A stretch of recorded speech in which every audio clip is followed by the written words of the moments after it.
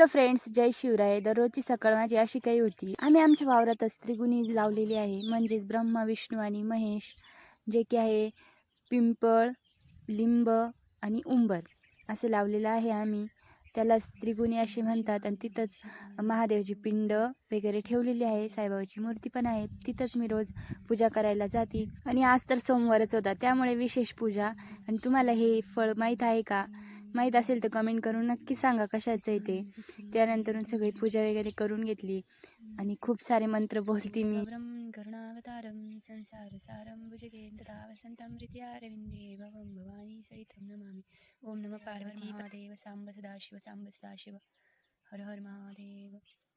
सच्चिदानंद सद्गुरु साईनाथ महाराज की जय. गुरुदेव दत्त दत्त श्री गुरुदेव दत्त दत्त दत्त.